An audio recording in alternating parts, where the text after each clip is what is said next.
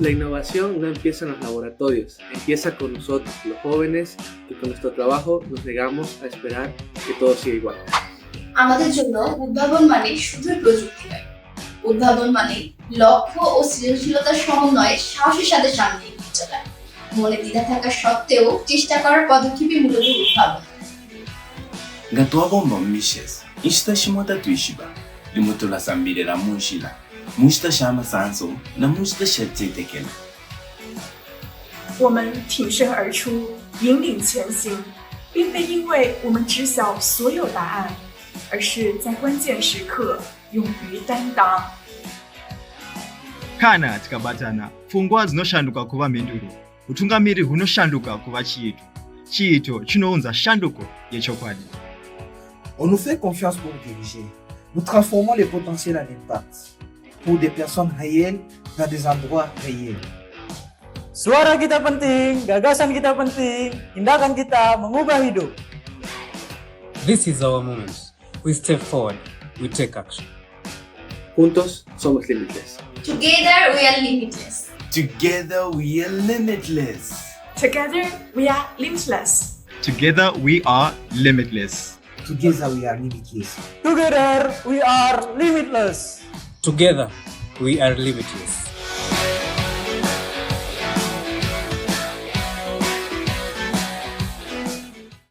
Also express my welcome into DHAT and all the members of the governing board of DHAT that are around me, and Khaled for your leadership, and Ambassador as well for Abdul Salam for their leadership in terms of the partnership that we are having with the IFRC.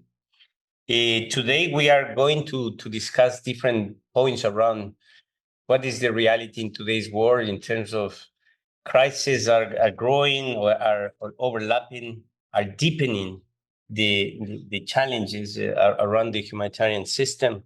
Polarization is a reality in the world, and this has a direct impact in at least three elements that I would like to highlight.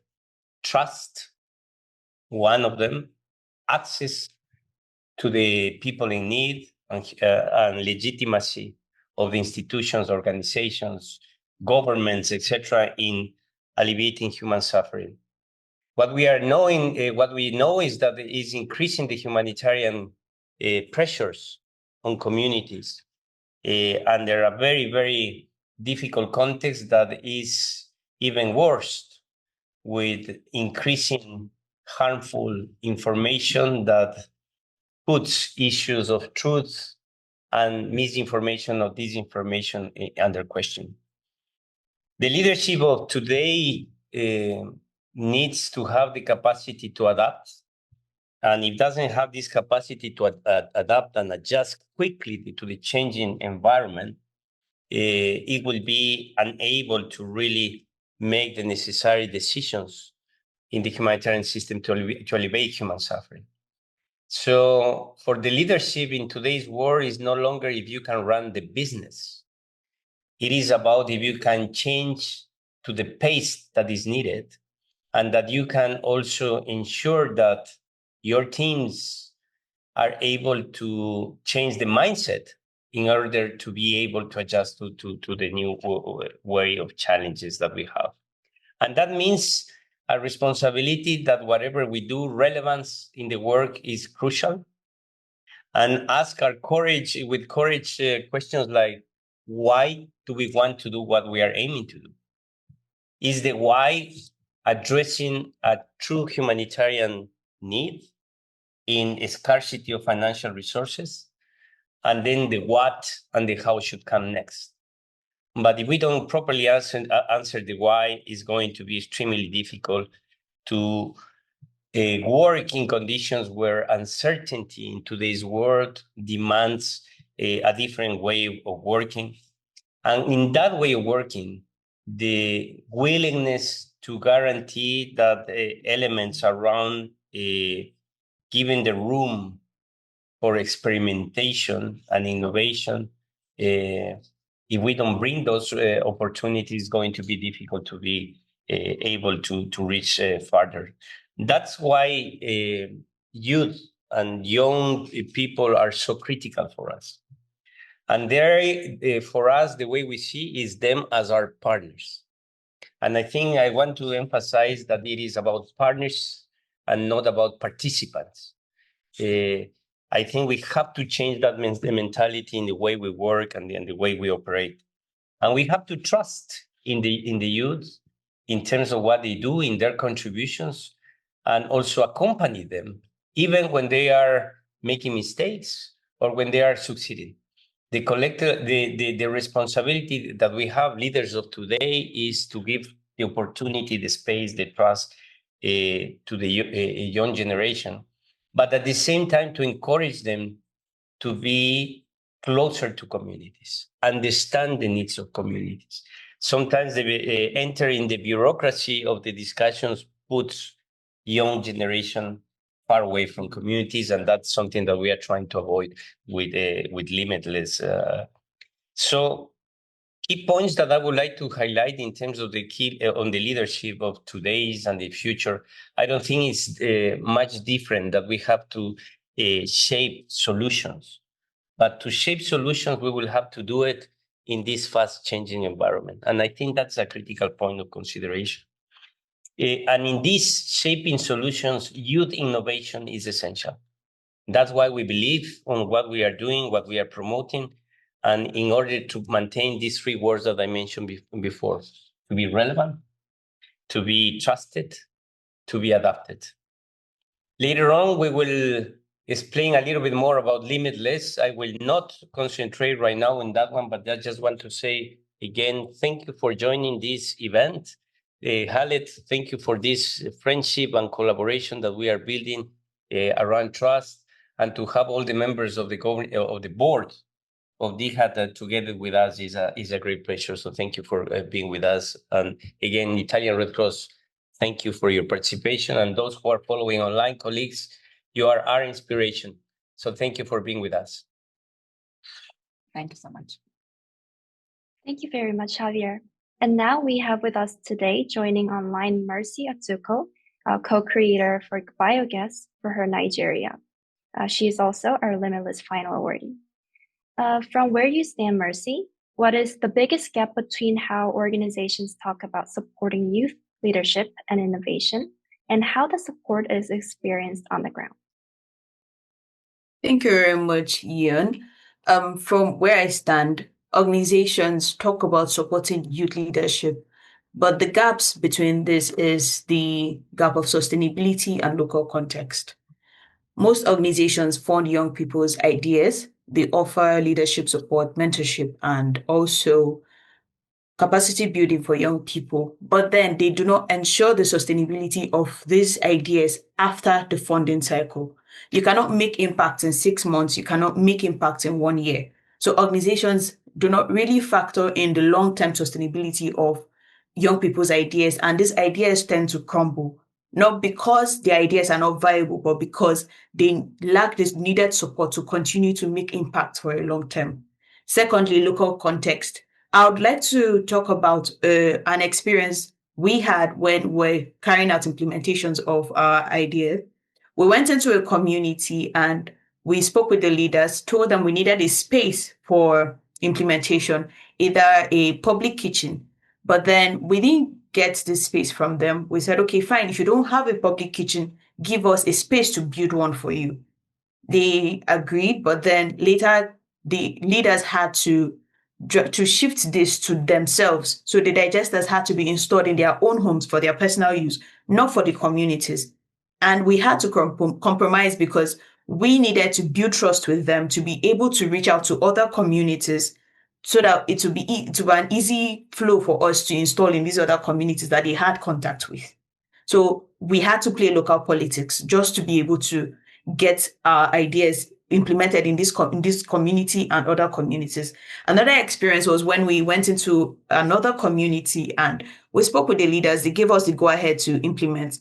We came in the second day, that's the next day, to install the digester, and they told us they had a rethink and they were no longer interested in continuing with us implementing the digesters in their community. So we had to leave. not because we did anything wrong, but because of the current crisis in the country. So they had trust issues. They did not just trust us, even after carrying out sensitization on what we were doing. They had trust issues, which wasn't our fault due to the crisis going on in the country. So we had to just leave. So organizations don't factor in local context in their policies, which affects the impact young people want to make in these communities. And then young people are racing with deadlines. Most times we work with deadlines, and because you're trying to make or meet up with deadlines, you don't get to make the needed impact you want in these communities, because you're trying to meet up with deadlines, and on the other hand, you're also having issues of local politics and also trust issues in communities. So organizations don't factor this in their policies. So my advice for organizations is that you work on sustainability of young people's ideas long term, not just for the short term you're funding them. Because if we really want to make impact in communities, we'll have to make sure that these ideas are funded, not just funded, but supported long term, so that we can make impact in communities the way we should make impact. Secondly, I would advise organizations factor in local context in their policies, and also they make deadlines flexible in a way that we can be able to make impact in communities without having to sacrifice impact because we're trying to meet up with deadlines. And lastly, I would like to thank the IFRC Solferino Academy for their support. And even after our funding and our implementation stage, IFRC Solferino Academy has been supporting and is still supporting us. Thank you very much.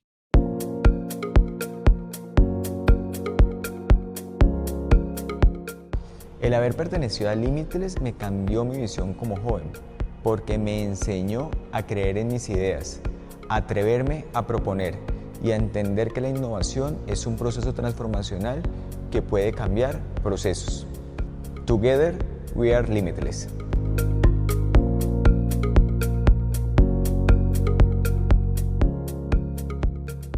So much, and we are back in Rome.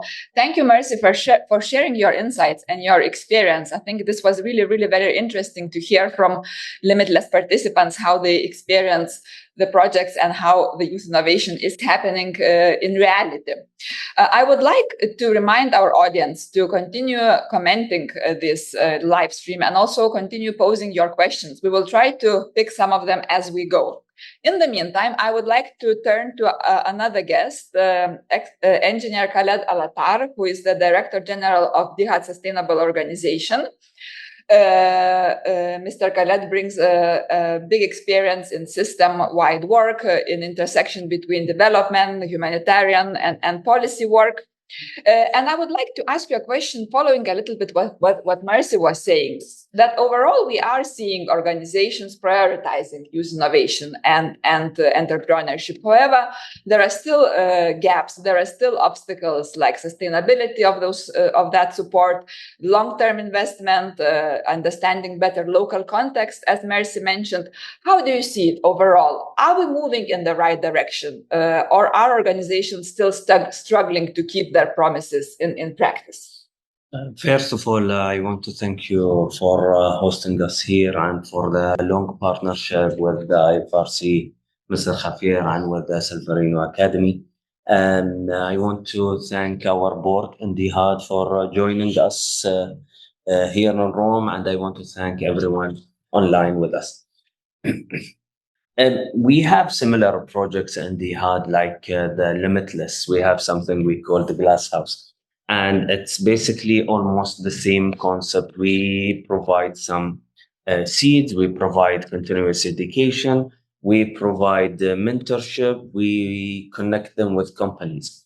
However, we need to keep in mind that choosing the right partner or the right supporter of the fund organization is something really important, because especially nowadays, we see so many organizations coming to the scene and provide seeds, not with the purpose of development or improving youth.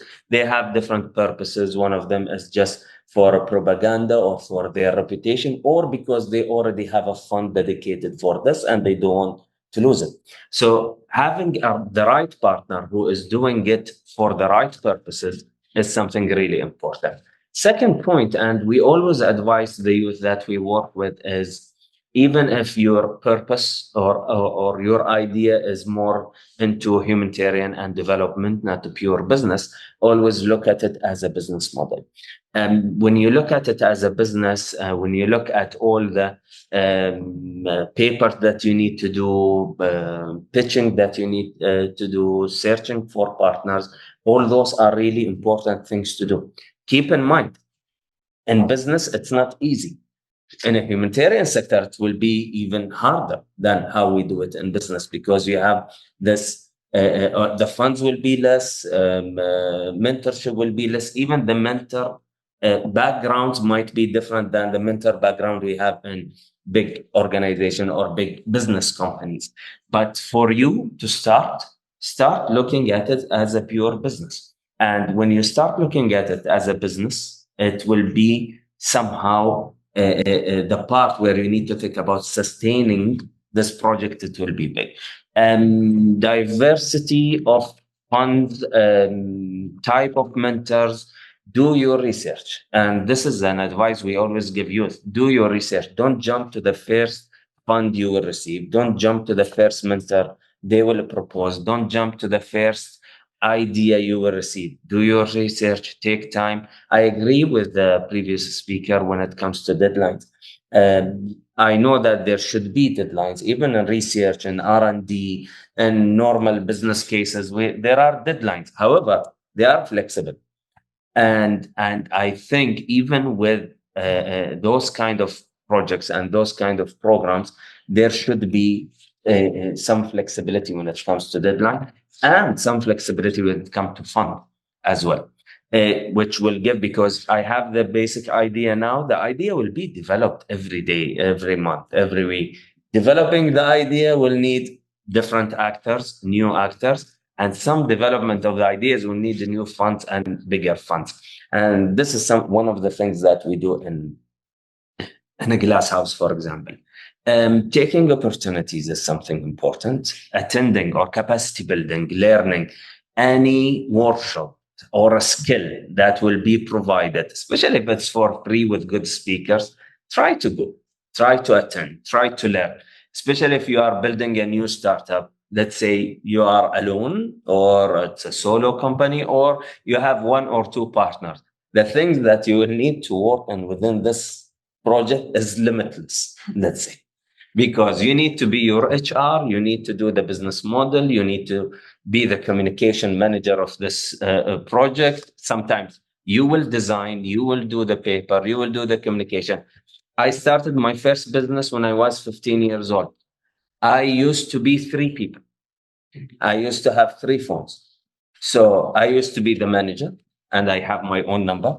I used to be my secretary, and I used to have a different number and a different name and a different email. And I used to change my voice. and the thing is, it works. And I was alone, but you want to show the other people that there is a team and you are working. And it was really hard, especially the voice changing, but it worked. So this taught us or forced us to learn different type of skills.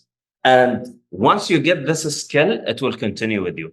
Till now, even we have a big media agency and helping us, I go into the smallest details. No, I want that, because when I was alone, I used to do it. If I'm paying you, you have to do it my quality and the way I. And again, here you have this beautiful organization and the beautiful academy. And I'm sure, and now we are collaborating in different things, different topics, and different workshops, some seed funds, some exposure to funders or to companies, or even investors or business investors. Try to utilize it. And something I used to always advise my student to do, ask.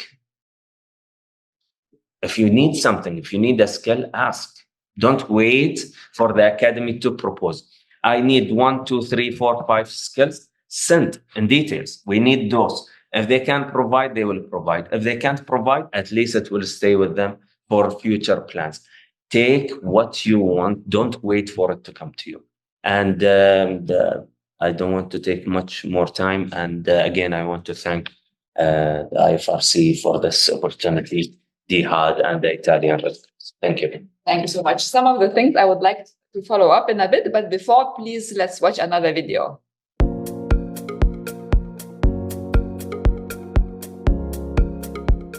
Joining Limitless made it possible for me to move from just having ideas into actually taking action. It gave me access to mentorship, a supportive community, and practical tools that helped me to grow in confidence, leadership, and clarity in my goals, things that I did not have structured access to before.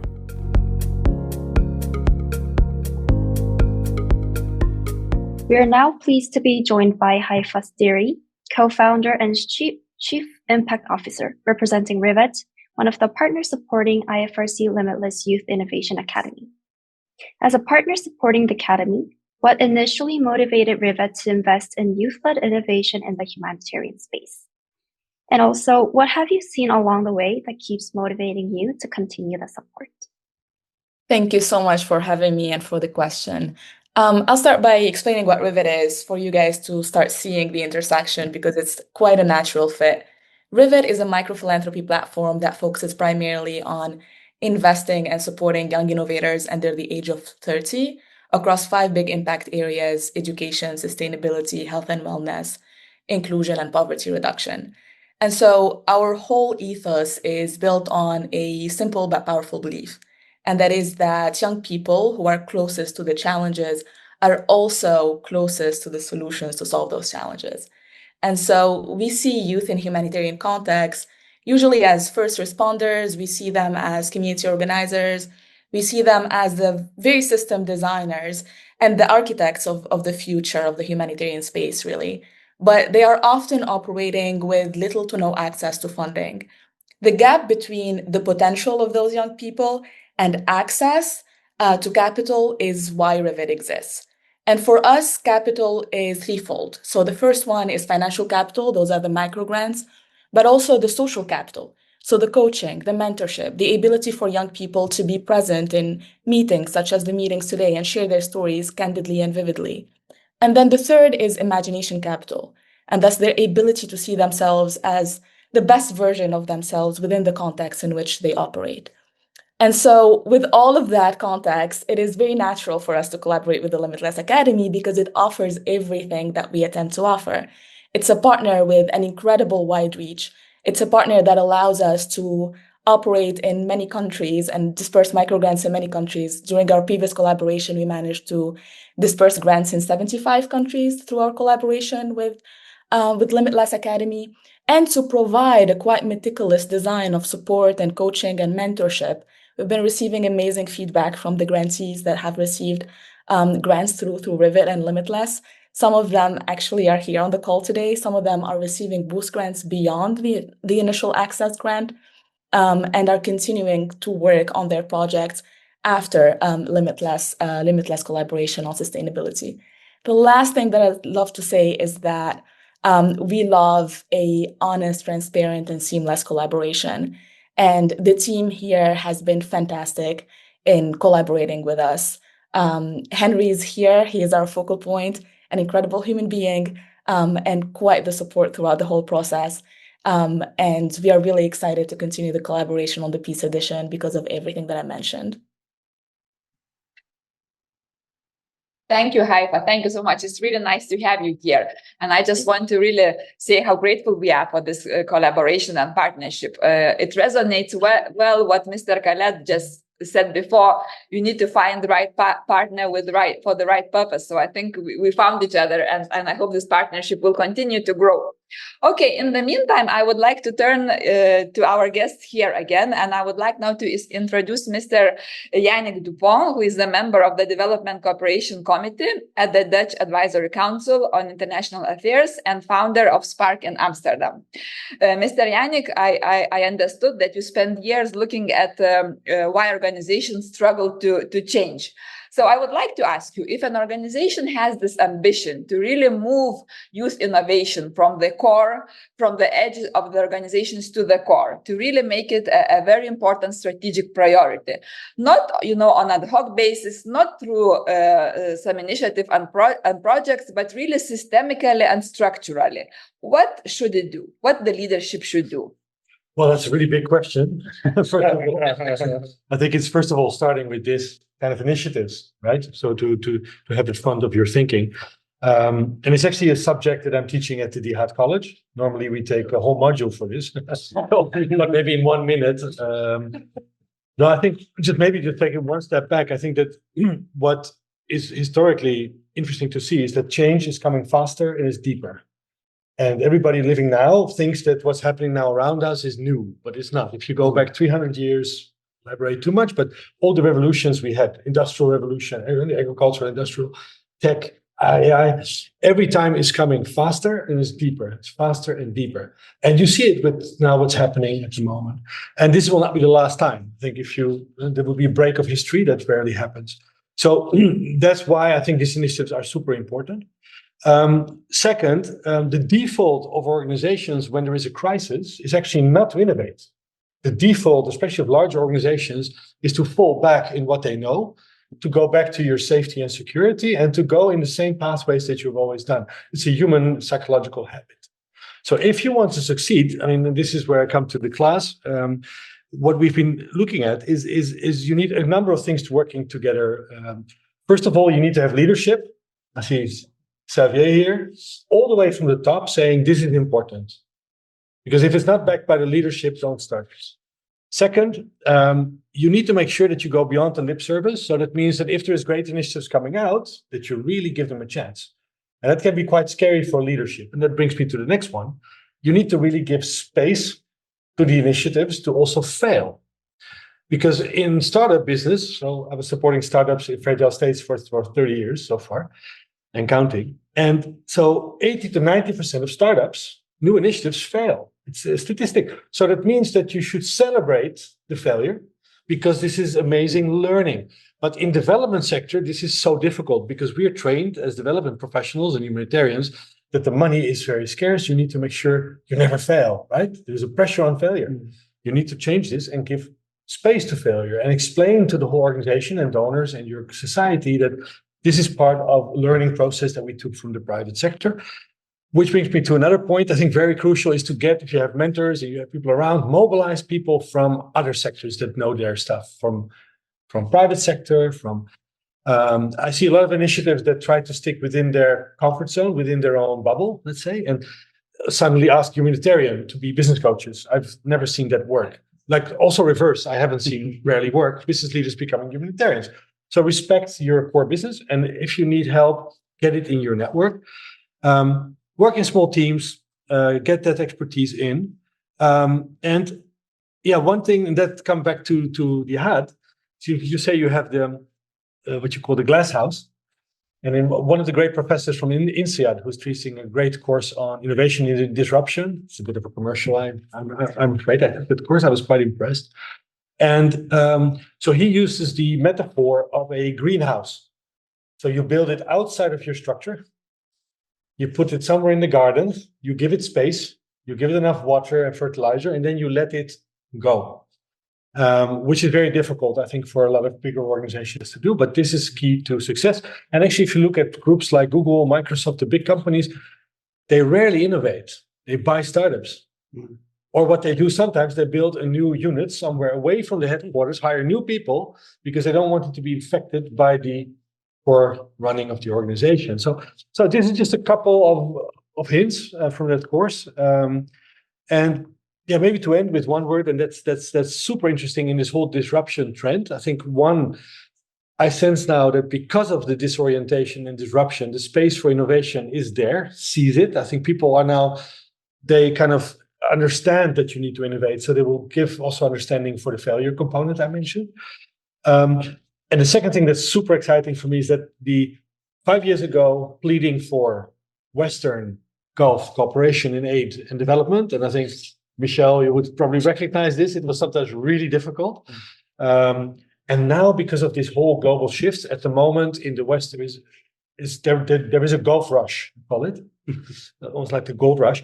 There's suddenly a massive trend of working with the Gulf. So this partnership, I think, is now the right time.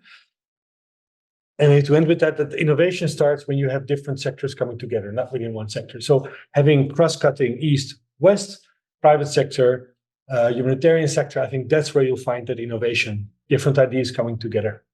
So, thanks.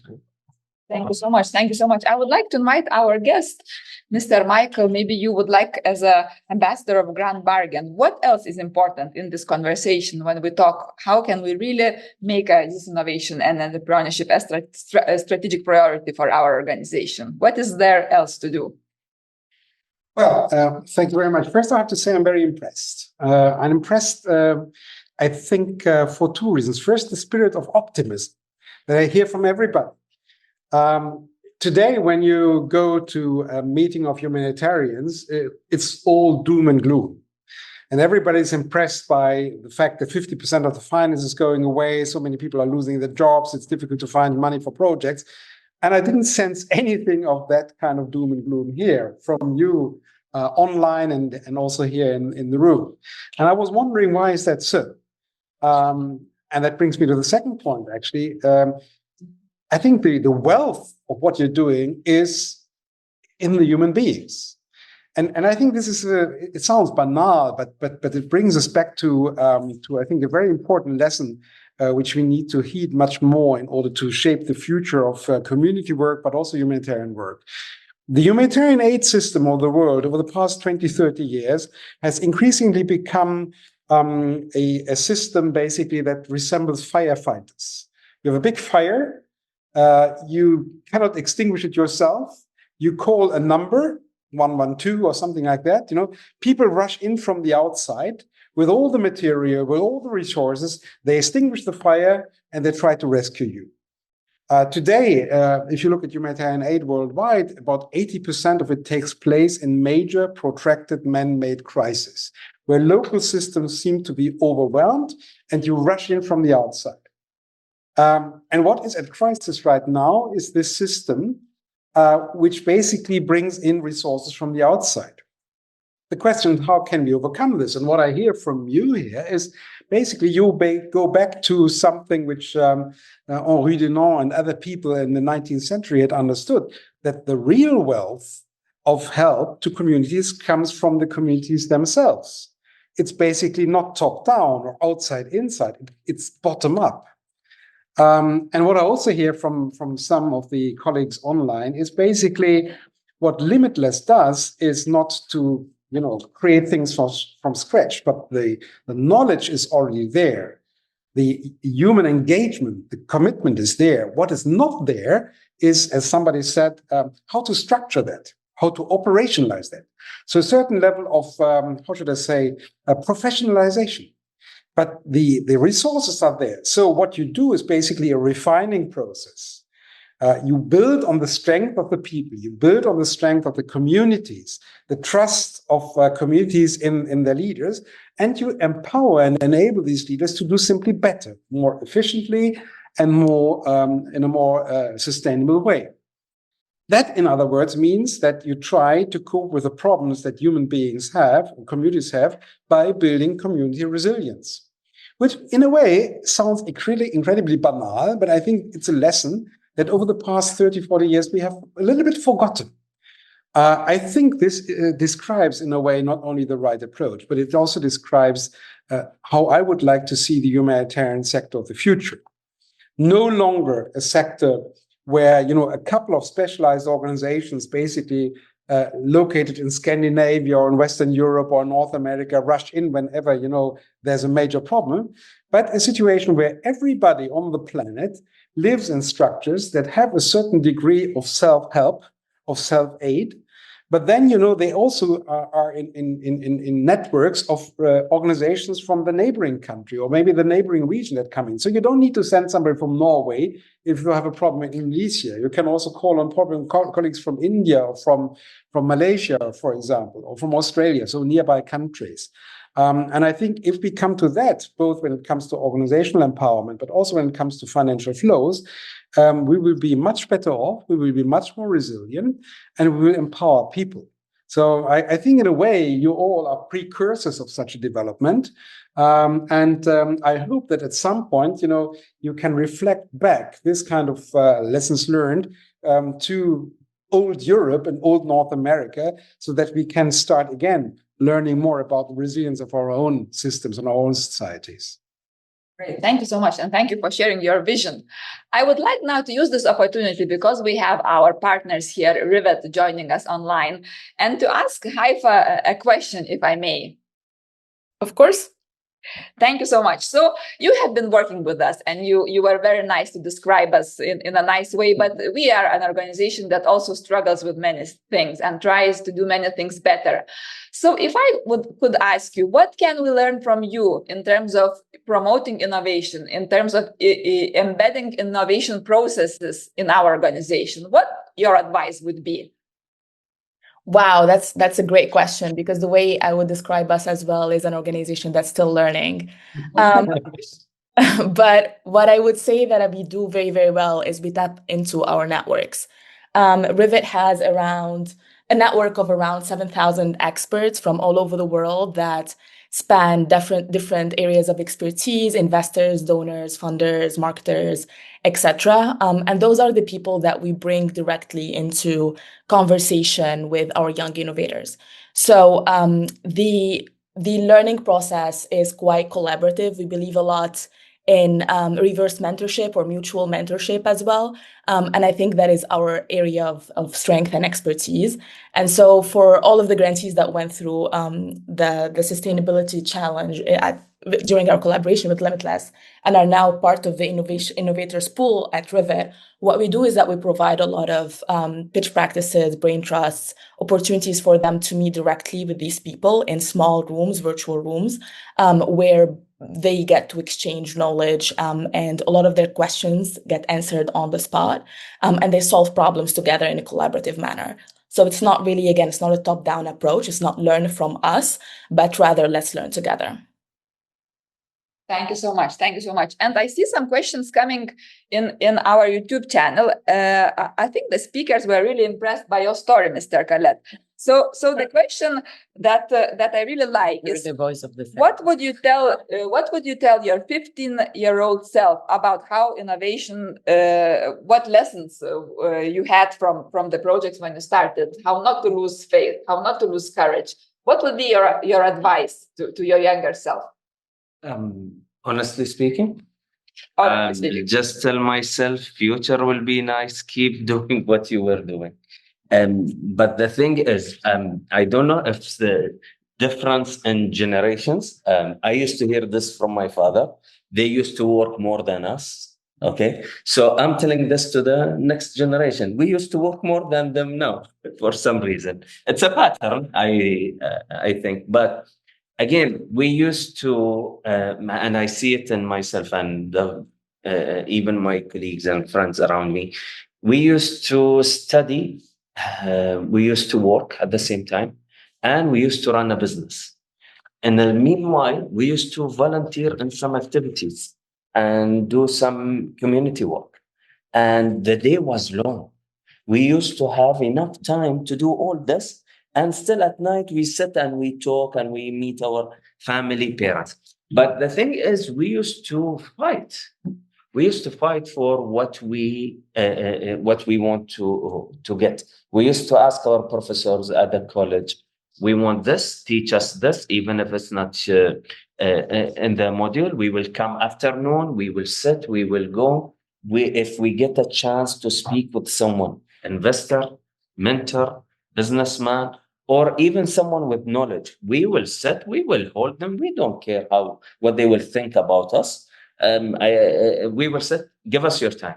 us answer 1, 2, 3, 4, how we can do this. We were pushing somehow when it comes. And I don't remember any opportunity came on our path that we didn't take it. No matter what was the opportunity, if it's an intervention outside the country, if it's a course, if it's a free study, if it's paid course, if it's someone that I know he will be there, I can have 5 minutes with him that he might give me one advice that will change so many things. We used to search and take any opportunity. That's one of the main advice that I give. Great, thank you so much. So maybe before we close this part now, I would like to turn to Mr. Amin Awad. We are so happy to have you here, and we were chatting before about your experience in different crisis situations. Because this year's Limitless edition is about peace, how you could say from your experience in crisis and conflict situations, what makes young people credible peace builders? What needs to happen that you really give them space to do that better? Thank you very much. And from the outset, let me say, when it comes to, before I go to peace and young people, how you're doing this lesson learned and innovation, how you take the system further. I must say, looking at what we've done in the UN agencies, looking at other sister agencies, and what you're doing here, I think it's done in a very structured manner. You prepare yourself in a way that you'll be a long-term marathon runner than a short sprint. And that's what happens usually in the UN. Quick, there's funding, there's no funding, everybody jumps to the same. It becomes a fashionable thing in the corridors, and everybody wants to be part of that innovation. But a lot of people jump out of the back of the trucks as you go on. And I think part of it is really planting the seeds to really see, as Yannick said, we look at failures and try to learn from it. We should celebrate it. If you look at aviation, how many crashes you see in simulation with no human loss, it's automated, before you get to really perfection. So I think it's trial and error in many ways. Now, when it comes to mobilizing for peace and young people, I think people are mobilized. Young people could be community mobilizers. They could also refrain from being fighters, for example. They convince elders and militias and what have you to be really a voice of change, a voice of wisdom. And they can also help in crisis. They be leaders in good times and bad times, and also to be given an opportunity to also themselves learn because they're still young, as you are having here. I see a lot of youth that are at the beginning of their work life. So I think in many ways, young people can be included, not excluded. They have to be taken in a journey of learning also. And we have to prepare them for the future. The field that we are in is really moving very fast. I think Dr. Michael explained that, how things move fast. Yannick also made a reference to a deeper, bigger experience when you look at it, when you look back. And I think the sky is the limit, but things have to be done for a purpose, not for inventing. And that's what we see a lot of ways, at least the organizations that I'm coming from, which is the UN family, not criticizing anybody, but that's collective mistake, I guess. And I think also one have to be aware of the fact that there are a few donors in the world, whether they're local donors, where they are, because they have opened their borders and allowed migrants or refugees or whatever. That is a donation, it's still for local donors, but also the few donors that you can count, and resources can be dwindling. So part of the innovation is also how can do things cost effectively with local resources and using communities, using the people of concern, whether it's natural disaster or humanitarian disaster, to really make a maximum of that. So I think, and what listening to the Undersecretary General of IFRC, I think in your outlook also you have very clear markers of how things should be done, and that's really commendable. And I think it gives a very clear pathway to your young people and your offices around the world, and especially here in Solferino. And I think you're also backed by confidence and trust in you and what you are doing by the institution. That's important. I remember that innovation thing started when you were with the director of emergency security and supply. And when you have emergency, you need innovation. When you have security, you need innovation.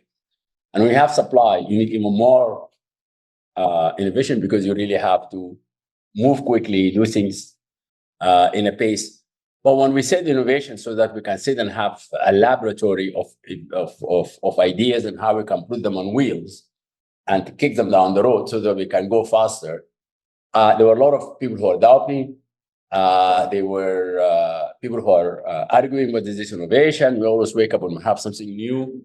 But then I moved on to another bureau, and these people moved to the basement of our main building, and the number became bigger and bigger and bigger. And one day the High Commissioner asked me, I mean, that's when you started downstairs. I was getting complaints, it's getting bigger, louder, and occupied the whole basement. That's Mr. Guterres. So I went downstairs, I sat to listen and find, and then I came back. So what did you find? I said, you should close it. Because it became it became an employment place. It became, we need a new P1 and a new P2, and we need a UMB, and we need to go in the field and see and come back.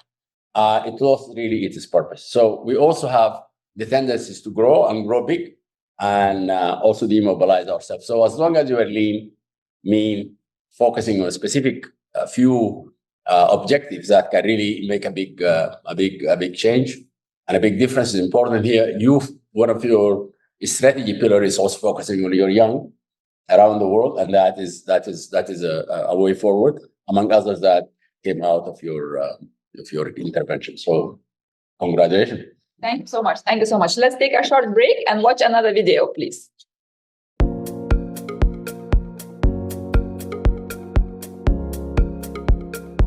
Hola, soy Ana desde Ecuador. Sé que tal vez te estás preguntando si deberías o no aplicar a la Academia de Innovación Limitless, y hoy quiero motivarte a que lo hagas. Este fue un espacio que ayudó a potenciar mis habilidades de liderazgo, a conectarme con otros compañeros y compañeras voluntarios y sobre todo a ayudarme a validar que mis ideas son importantes. Sé que hay mucho miedo, que puedes sentir muchas dudas, pero este es un espacio seguro donde puedes probar tus ideas, cambiar, innovar de nuevo y sobre todo transformar la manera en la que estamos trabajando dentro de las comunidades. Together we are limitless.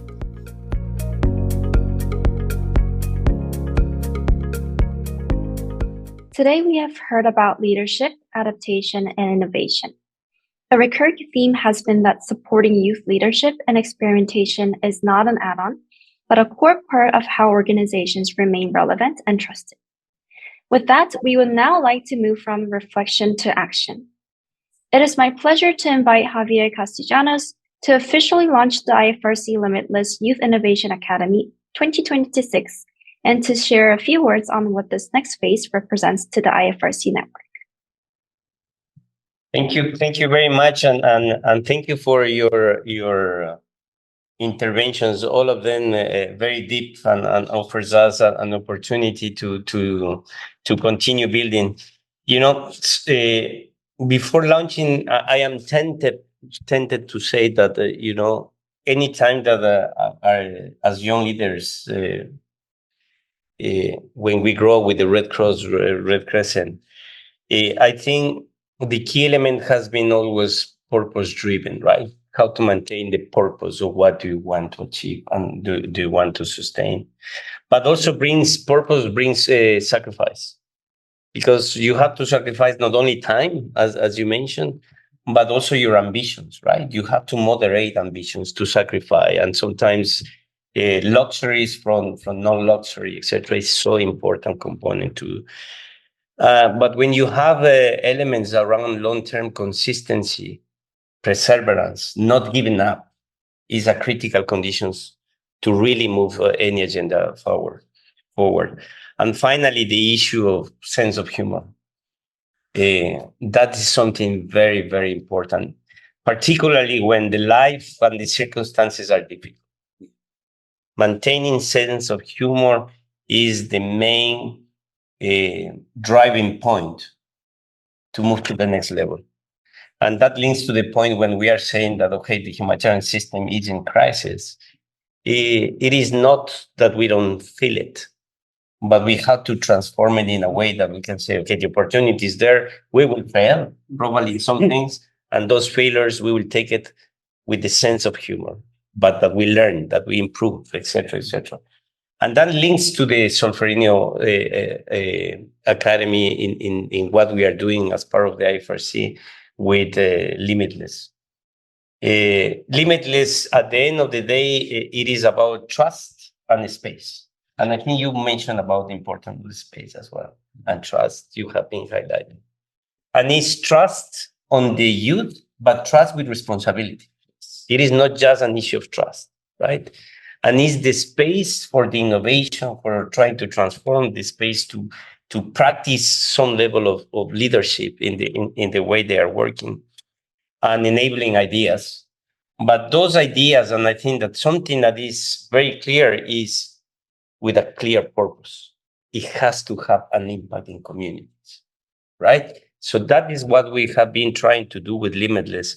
And as we see, young people in the world right now is responding to different crises. There are many of those are not in the news, and young people is dealing with those crises, and many young people is dealing and responding to social tensions in their own communities, but they always put their commitment, right, in terms of what they are able to do.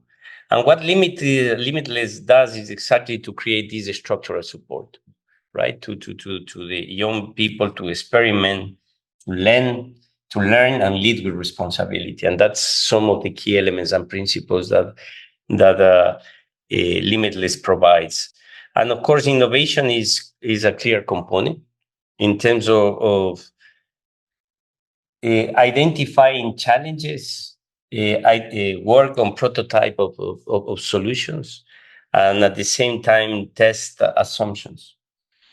And with Limitless, what we are accompanying young people is to say, okay, the value of collaboration, how to reach to decision making, and how to build the systems thinking, and breaking this idea of silo solutions or silo actions, silo approaches, because that will make the leaders, the young individuals of today, in the very near future leaders that see the value of collaboration.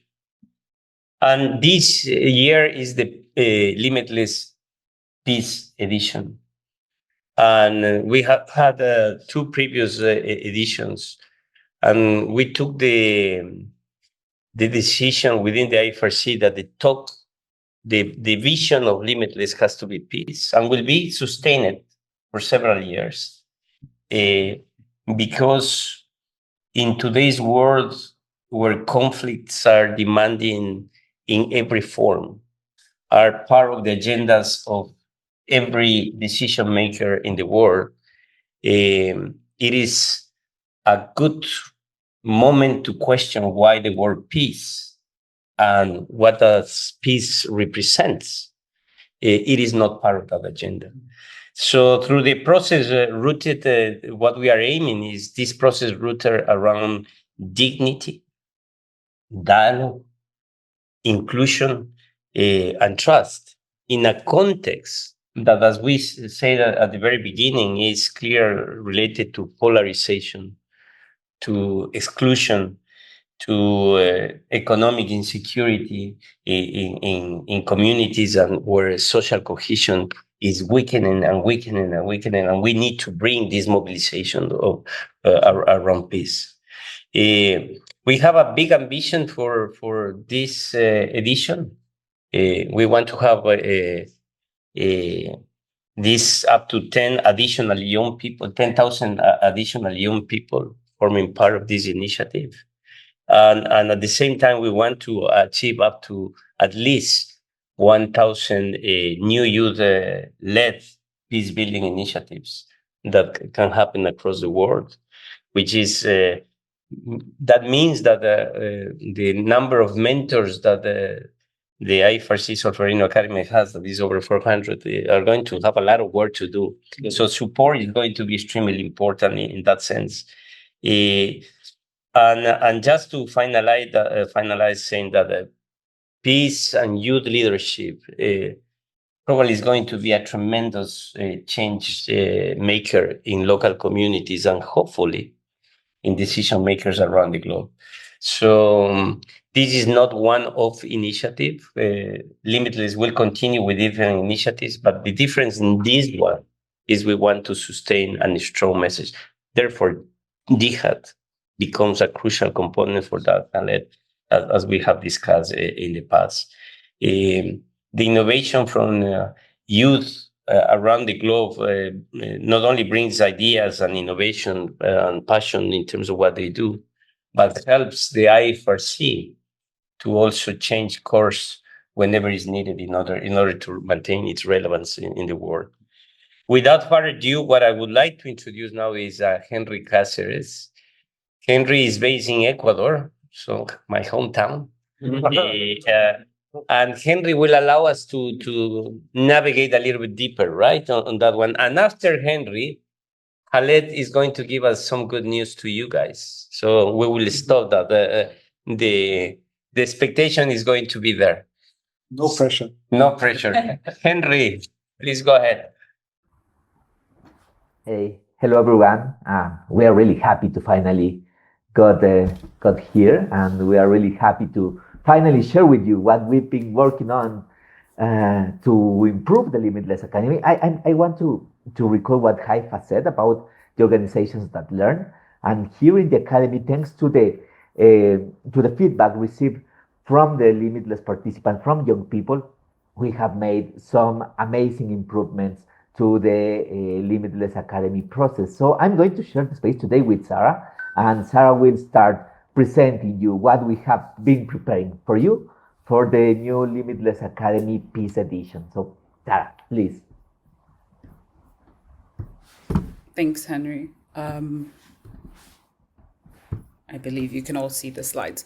Yeah, so thank you, Henry. As said by everyone, we're really excited to officially launch this round of Limitless, as it's a space where we believe young people can turn their ideas into action, because we bring together innovation, experimentation, leadership, and creating of opportunities for the youth to step forward and lead change in their communities. So please do take this as a space for you to test your bold ideas, learn quickly, and make a real impact. So Limitless for us is a global ecosystem that's powered by the youth and volunteers to unlock the power and impact of local innovation. And this is because we believe that the best solutions come from those closest to the challenges. So as mentioned by everyone, this edition, we will be focusing on peace. And we're looking for ideas that strengthen social cohesion, promote dialogue, and build more inclusive and peaceful communities. Limitless for us is not just about funding ideas, it's about supporting you to grow them. Participants will be able to receive peer and expert mentoring, training on innovation, leadership, and peace, as well as obviously seed funding to help you bring these ideas to life. And something new that we're doing this year is that we're introducing a few new elements, such as AI-powered chatbots that will provide guidance and inspiration drawn from previous Limitless projects. In addition, we also will have global expert advisors, and they'll be able to answer specific questions through email or short one-on-one exchanges with you. And the aim here is to provide you with practical, accessible support when you need it. Limitless for us is open to volunteers across the Red Cross Red Crescent network, staff members of national societies looking to strengthen local innovation systems, and innovation hubs and local partners connected to the national societies. We do try and maintain that participants stay between the ages of 18 and 30. However, younger or older individuals are welcome to join as long as they're part of a team that's being led by someone within the age range, because for us, youth leadership remains at the heart of this program. And now I will hand over to Henry to take us through the different phases of Limitless. Thank you, Sarah. And as you have been hearing, Limitless is not a competition. Limitless is an academy. So as every academy, everything starts with some theoretical knowledge. And we do this because we want to balance the field for everybody. So it doesn't really matter where you are from. We want all of you have the same opportunities to reach the final stages of the academy. So everything starts with our highly innovative micro-learning approach that happens through instant messaging apps like WhatsApp, WeChat, Telegram, the ones you use daily and that you are used to use to contact your people in a daily basis. Limitless have 4 phases. Phase 1 is all about learning and knowing how to use innovation techniques and leadership for building ideas that can help you solve some local problems, big challenges, big humanitarian challenges that affect at a local level. For the first phase, we have 10,000 spots available, as Javier said, which means that every national society, every country can have 100, 200, 300 people in the training, as many as you want. So share the word, spread the word, share the information with your friends, organize with your national societies to promote the participation in the Limitless Academy. In this first phase, the applications are individuals, and as I said, you are going to be learning about innovation, peace, and leadership through instant messaging apps. Once we have completed phase 1, in phase 2, we will have 1,000 spots available for 1,000 teams or individuals. So you can participate as individual if you want, but we encourage you to create a team because it is always easier things when you work together with other people. Additionally, of course, you will have access to some seed funding. You will have access to up to 250 Czech francs for developing a basic prototype and, of course, going to the community for testing and learning. Then, for phase 3, you will have the opportunity to develop a more advanced prototype. We have 100 spots available for 100 teams. Of course, you will receive additional seed funding. You will receive additional support from expert mentors, and you will also have the opportunity to go to your communities and test again and learn again, and then share with us what you have learned so far. We like to say that phase 3 is like the heart of the whole academy because you are going to transition from a basic prototype into something more advanced. And finally, during phase 4, we will choose up to 10 final awardees who will have the opportunity to access to a bigger grant for implementing the project during 4 to 6 months. And I want to say something that is really important. Mercy earlier mentioned something about keep supporting young people after the Limitless Academy finishes or after any youth program finishes. So we have created something called the Limitless Accelerator. So people who reach the final stages of the academy will also have the opportunity to access the accelerator part of the process. It's super important that you remember that registration closes on April 15th, which takes me to the next part. Limitless is available in different languages. As I said, we want to make this space open for as many people in the world as possible. And one thing, and one way in which we do that is by taking down the language barriers. So if you join the Limitless Academy, you will have to participate in the WhatsApp, WeChat, Telegram trainings in your own languages. So far, we have confirmed 16 languages, but we are still working in including additional languages more. So there will always be a language available for you, and we will continue working on including more languages in the coming weeks. And as I said, Limitless, while preparing Limitless, we have learned a lot about what young people need aside of what we currently have in the Limitless Academy. So we have some extra opportunities for you. The first one is that you will have the opportunity to participate in international events.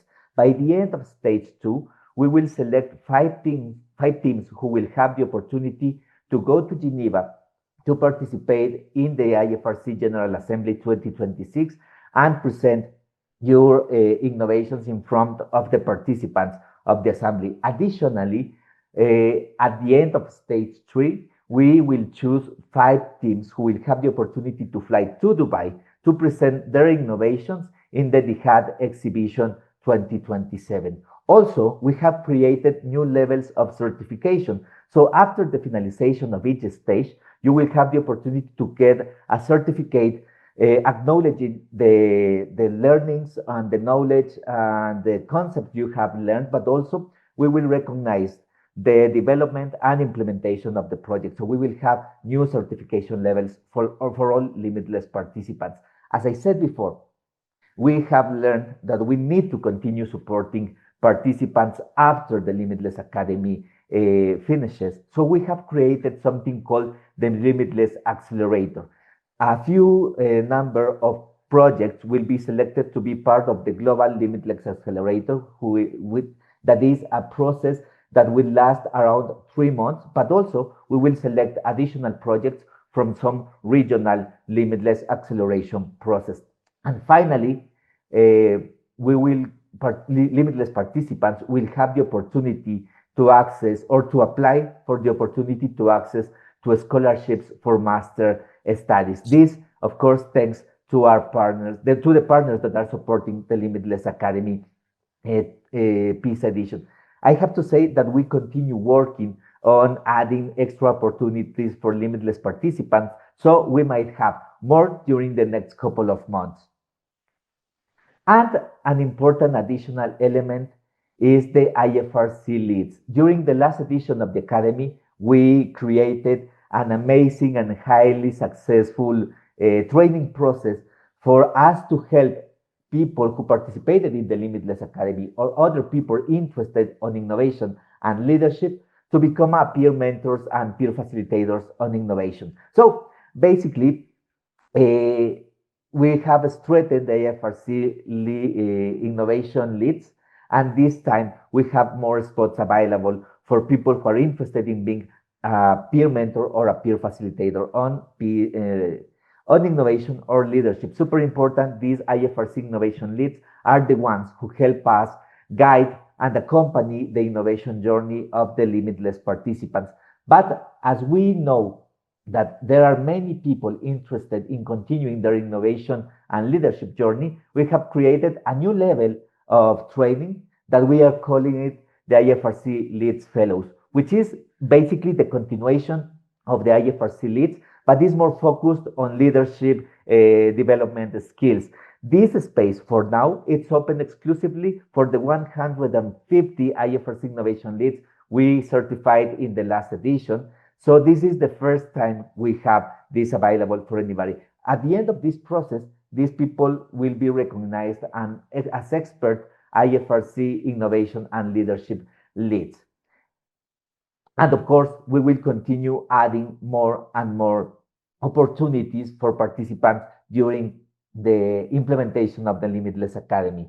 It's important that you know that this process or the registration for this process will be open until March 15th, and super important, if you register to participate in the leads process, you can't participate as participant in the Limitless Academy. So please choose wisely. If you think you have a better experience on innovation and mentoring and facilitation, the leads process is the space for you. But if you want to do or to create a positive impact in your community, then the Limitless Academy is for you.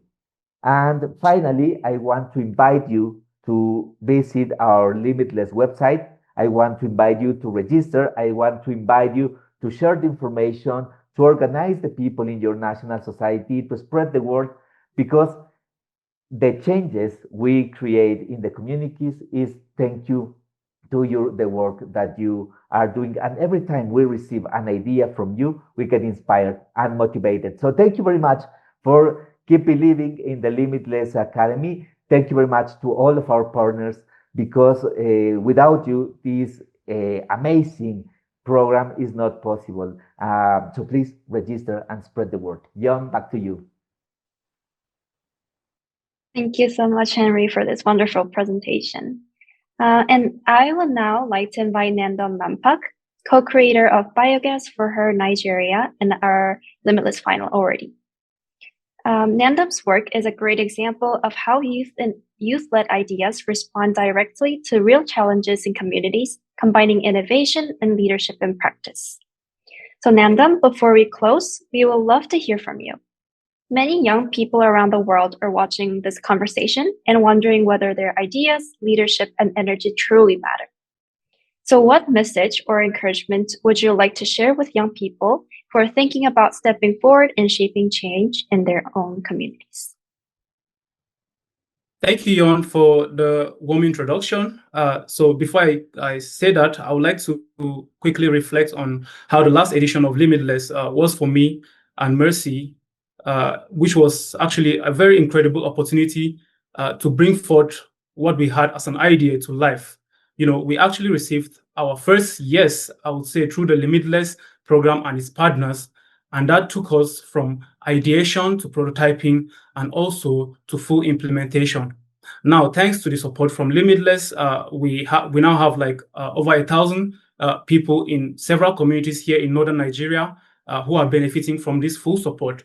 So my word of encouragement right now to all the youths and every volunteer out there watching across the world is that if you are passionate about solving real problems in your community, then you should know that Limitless is for you. You don't even need to have everything all figured out yet. And it doesn't even matter what stage your idea or your initiative is in. All you need to do is to have the courage to step forward and take that bold action. The Limitless program is designed in a way that it will challenge you, it will equip you, and it will provide you with the right support and network, to grow your initiative and also other opportunities that even go far beyond the program itself. This is an opportunity for you as a change maker to see that your ideas really matter and that you are the hope for the future as a youth. And so if you are ready to learn and to lead and create impactful changes in your community, this next edition of Limitless is your moment to bring forth your bold ideas and take action in your community to shine so bright. Thank you. Thank you, Nandam. That was really inspiring. Thank you for all this energy and these nice words. Okay, so before we close now, I would like to give a word to Mr. Khaled to make his announcement. Please, Mr. Khaled. Yes, I know that we are supporting every year in Dihad conference and exhibition in Dubai for 5 entrepreneurs to come to Dubai, pitch for startup, pitch for investors, and in front of big humanitarian organizations and industry. However, as we spoke about opportunities and after taking permission from Mr. Khafir, we will open 2 scholarships, each worth 20,000 euros at the Dihad College for a master program in sustainable humanitarian action, only for those who attended today. Wow. And were registered. Okay. So anyone who's attending today, the list are with IFRC, are eligible for, we will provide 2 scholarships, and those for who have a bachelor degree. And those, Sean, if you allow me, who doesn't have a bachelor degree, I will take 2 startups under our advisories and supervision. Oh. So much. So our event just got better. Thank you so much. So really now it's time to close, and it's time to thank our guests here for your time, for your insight. It was wonderful to have you here. Thank you everyone for joining. It was really so wonderful to have you here. We hope this session was inspiring and useful. And of course, we hope that you will apply and use the opportunities that Limitless Academy offers you. So as we started with the video, we will finish with a video. At the end of the video, you will find a QR code. And when you go there, you will find all the necessary information to go forward. So good luck. And remember, together we are Limitless. Agents of peace.